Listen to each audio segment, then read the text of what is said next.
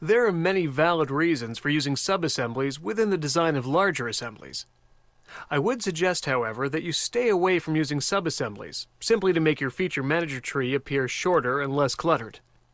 Remember that there are some side effects introduced when you use subassemblies.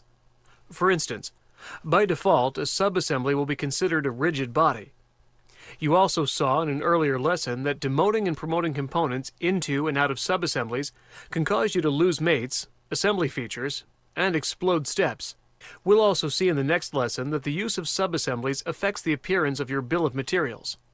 For these reasons, my suggestion is to use folders to organize your feature manager tree and not subassemblies. For instance, in this assembly I have quite a few cap screws. To make the feature manager tree appear less cluttered, I can place all the cap screws into a folder. First, I must select which components I'd like to include in the folder. I can select sequential items in the feature manager by holding down the Shift key and selecting the first and last component of the sequence. Or I can select any group of components by holding the Control key on my keyboard and selecting the components individually.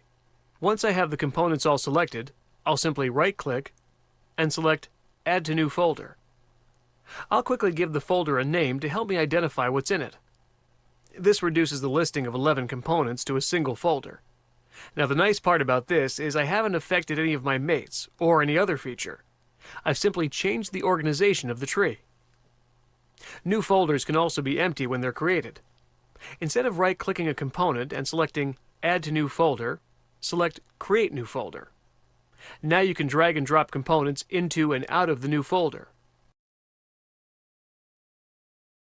As with any other feature, you can also rename folders to improve organization even further. To edit a folder name, select it and press the F2 key on your keyboard, or perform a slow double-click on the folder name. Finally, if you decide to delete a folder, it's not necessary to empty it first. When you delete a folder, any components contained within will simply be returned to the feature manager tree outside the folder.